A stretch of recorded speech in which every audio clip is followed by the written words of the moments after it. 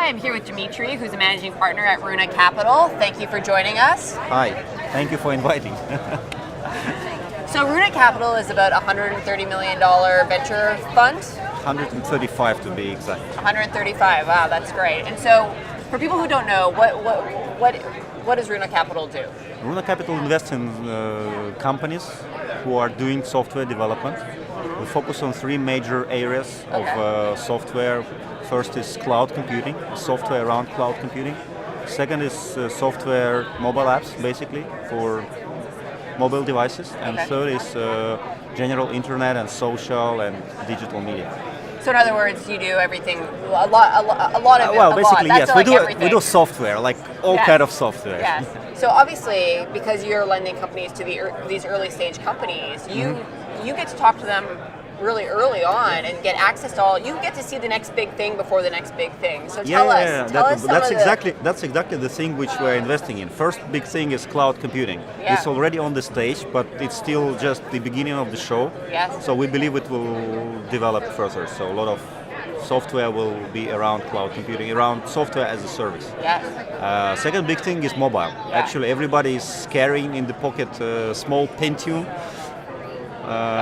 computer. Like 5 years ago, I would be happy to have such a laptop. Yes. So mobile apps. Yes. And third big thing is social. So internet is becoming social. So apps are becoming targeted. I mean, each user can get his own app and his own service online. So that's another big cloud, thing. Mobile, social. Cloud, mobile, social. Yeah. So what are some of the investments you've done recently that you've done recently? Okay, it's the most recent one is a company called Lingualeo. Okay. This is a Russian startup which provides online service for learning English. Okay. So basically, it's a very common problem. So people need to speak English. Yes. And I mean, they're using online services more and more for learning the language. Oh, wow. The global market for learning English is 1.3 billion US dollars. Wow. Just online. Just really? online. Okay, and Lingualeo, they got very good traction in Russia. Over 1.5 million users in less than 2 years. Oh, wow, that's really so, fast growth. And they grow 200,000 every month. So it's pretty rapid. Wow, that's exciting that you're a part of that. Yes. So and we are happy to help them to bring their product to global market. So what we're doing now with Lingualeo, we're porting the software to other languages. So now it works for like Russian people learning English, but we want like make it Portuguese people or Brazilian people learning English, Spanish speaking people learning English, and so on. So next thing will be Portuguese maybe. Oh wow, that's great.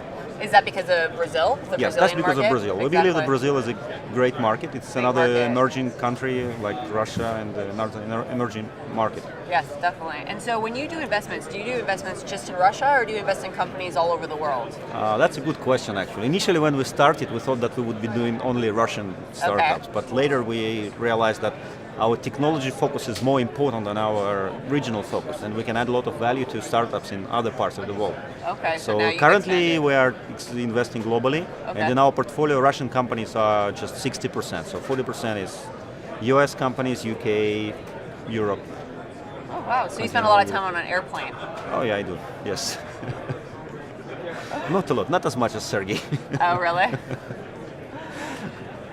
So when you say going forward,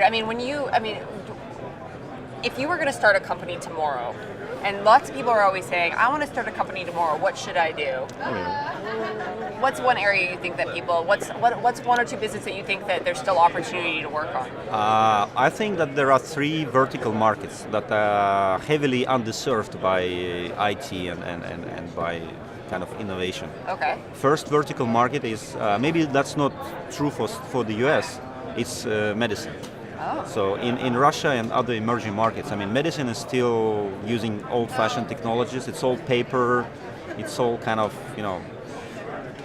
coming from last century. Okay. So another big thing, I think, it's education. Okay. Again, students are carrying around lots of books, notebooks, and I believe that in a few years it will be all tablets and electronic books and no more paper. Okay. And that will be a great opportunity for many companies actually to enter this market. It's a huge market. Yeah, to create software to help make the Yes. hardware.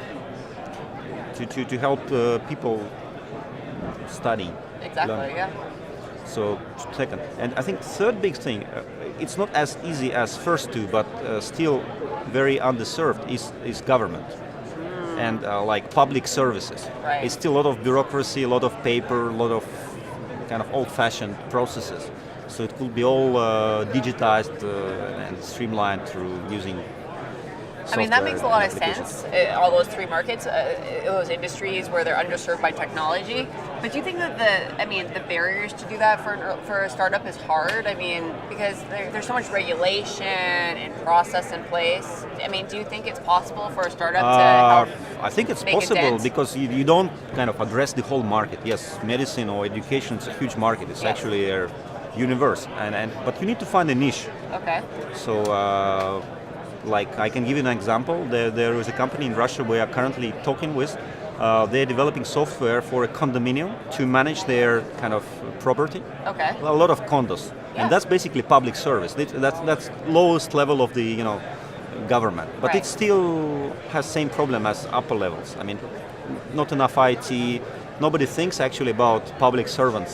No. So everybody thinks about businesses. So businesses are always ahead because they are making money and they are interested. They are motivated to get new technologies. Right. But public sector, I mean, they also want to have modern technologies. It's, So your advice is go to these underserved markets and then take off a specific piece. specific problem. Just Yep. find a specific problem because it's a big market, but it's actually a bunch of problems. Right. In education, one problem I mentioned is that students have to carry books. Right. Other problem is that there is not enough communication between teachers and parents, let's say. So many other problems exist. Just address particular problem and try to kind of attack it in the right place. So and That's great. that will be successful. Yeah, very successful. I think that's, again, I talk to a lot of entrepreneurs, and so I think that's very good advice that will be helpful for a lot of people. And so when you get on calls in about a year from now, and people saying, Dmitry, I saw your interview a year ago, and you said that, the government, the medicine, and So now I'm education- completely fucked. Yeah, exactly. Underserved, but now I'm solving this problem. Let's meet for a meeting. You're going to say absolutely, right? Yeah, that's true. That's true. Well, actually, we do look at these sectors. I mean, Really? it's, in Good. medicine, there is another big area which is bioinformatics or bioinformatics. Okay. We are kind of sequencing DNA, and after DNA sequencing, there's a lot of data which needs to be analyzed. So it's a challenge for IT. I mean, to store all this data, so to analyze all this data, it's huge amounts of data. So it's Wow. another big problem. There you go. Well, thank you so much. This has been really insightful, and I think that there'll be some really good business ideas and lots of growth ahead. You're welcome. Thank you. Thank you, guys.